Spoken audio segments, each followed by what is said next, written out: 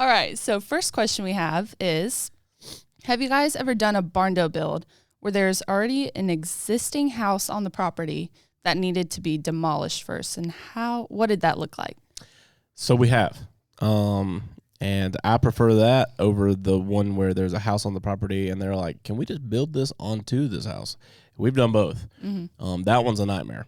And it boils down to your local municipality and what their stance is on it. But I can tell you that if you have a home that needs to be demolished, it's just one more step in the game. It's just one more line item in the budget. But we can absolutely handle that for you. One of the first barns that we ever built was a couple that moved here from, I think, Florida. And they bought some beautiful property up in Campobello. Gorgeous, gorgeous place. And it had a little, like, pole home on the back half that was like a little Airbnb cottage that the people that lived in the main home had built for extra income. And so when they bought the property, they got both homes, but the original home was, the old home place, and it was kind of, I guess if you didn't grow up there, didn't have the same charm and charisma to the new owners. And so they wanted to build a barndominium, move into the barndominium, and then continue to rent out the little cottage. So that was one of our first rodeos. And so we went in and, pulled the demolition permits and pushed that house down, excavated and hauled things away. Actually, to tell you the truth, and this is one thing that you should be wary of, is the grading contractor that we hired hauled some away, and then they buried some of the debris. Oh. And then we found the buried debris because, we're not just building on top of the earth. We have to dig footings, and we have to dig these things. And I remember the demo team come in there, and they did it. We were like, man, they did a fantastic job. This looks incredible. And then we went out and boxed up the slab for the home and sent our guys out there, our concrete guys, to start digging footings. And they were like, hey, man, we just dug up a refrigerator in this one corner. And then in this other corner, there's like, we got some bricks and stuff. And we got the washing machine over here. So then we had to call them back out and have them dig up all of the ground. And, we're out there scanning everything and making sure every piece of debris got out of there so that we could, do it the right way. So if you're going to demolish a home, I would say that even if you don't use your builder for the demo, because we've built several on, pieces of dirt where they've already did the demolition. So like that's definitely something you could DIY. If during your design process where you're waiting, if you pay me to do it, you're paying me to hire someone and then paying me a markup to manage them and run them under my insurance as well. It's not like we have the in-house Barndo demo team that's going to go out there and do it for you. And chances are your builder's not going out there and doing it themselves either. So again, that's one of those things you could do to save yourself a little bit of money, is handle that yourself. But if you do it, make sure that they're removing that debris and they're not just burying it in the ground, because, there's a misconception there that, hey, that's okay, it'd be fine. But really it's not. And you don't want that under there. It's going to destabilize, because you don't know what they're burying. They bury steel, maybe you don't have an issue with settling. But if they're burying, old wood and lumber and things under the ground, that's going to deteriorate over time. And then when it deteriorates, the soil's going to collapse in that area, and then your foundation's going to settle more in that area. You're going to have cracks in your concrete. And I mean, if you're building a more traditional pole frame, then, those guys are putting posts in the ground. They're going to hit that stuff. So I would say the biggest thing is make sure you do the demolition the correct way and get it out of there. Not only that, but, there's things that were used to build with in previous generations that now we realize are dangerous. And so like asbestos, that was a very common material back in the day. They even put it in the concrete, they put it in siding, they put it in roofing, they put it in everything, in insulation. And so you don't want to have asbestos buried into your soils. One, that's a huge federal no-no. Yes. And you don't want to get caught with that. The second thing is the county could come out there and say, well, you've created a landfill. Now you don't have permits for a landfill. So there is a way that could go really far wrong for you.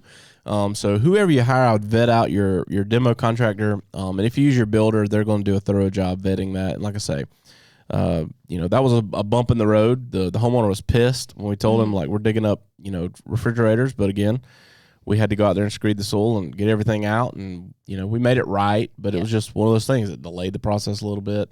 It was an unexpected interruption in the build. Yeah. But no, you can absolutely do it. And so that, like I say, it's just a few extra steps, a little bit extra money, to get that old home out of there safely, and then come in and build your dream home.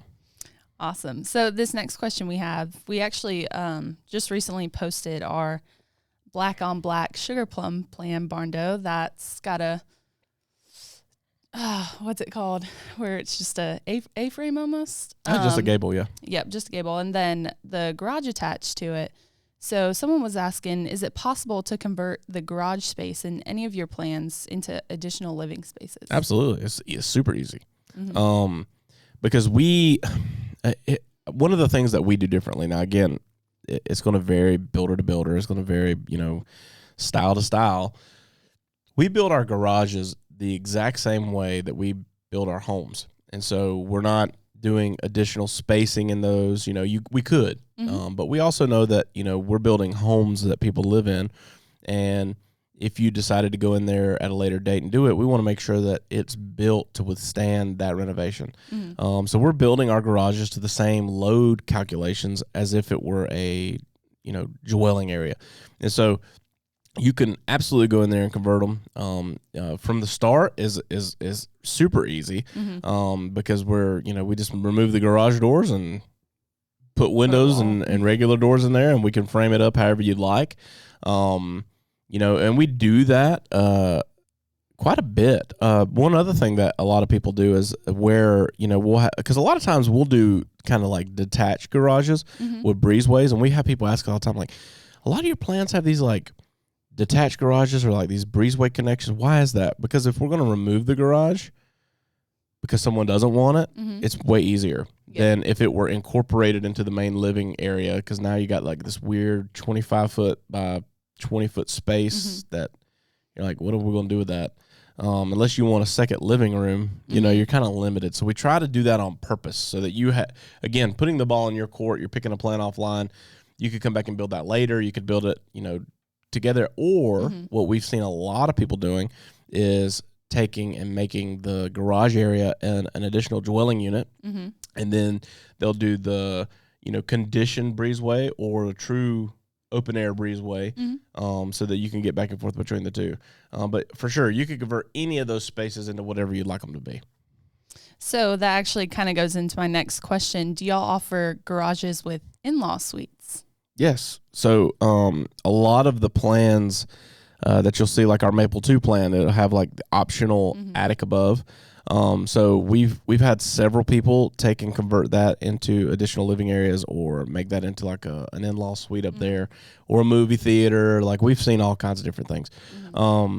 Another thing that a lot of people do is they'll have us build their garage and then put that floor system in and then leave it unfinished, like an unfinished attic, because they know, like, hey, sometime in the next 2 to 3 years, 5 years, mom and dad are getting a little older, or they're planning to relocate here. Well, that's the more common thing now. Is like everybody's relocating, and they're like, hey, our parents want to come, so let's go ahead and put the floor system in so that it's ready to convert to that space when we need it, because we know we're going to need it. And so we'll go in and build that floor system out and have that big unfinished space. Keeps their budget lower on the front end, and then it gives them that option. So it's really easy to go in and convert that at a later date. Yeah, I've seen that with our Maple 2 plan. It has an attached garage, but one of our clients, instead of attaching a garage, they attached our spruce plan and used it as an additional dwelling unit. So, if you're looking for ADUs, the spruce is the play. Perfect. Yeah, it's a phenomenal plan. Thanks, guys, for tuning in to the Barndo Show Podcast. If you're watching on YouTube or wherever you're listening to this content, hit subscribe so you don't miss an episode. And then be sure to check us out on all of our social media platforms at the Barndo Co. Super simple to find us. And then when you're ready to dive in a little more, maybe look around some of our available floor plan options, or take a look at the gallery of our work, or maybe you're ready to connect with our team and explore what it looks like to build your dream barndominium, you can visit us online at thebarndoco.com.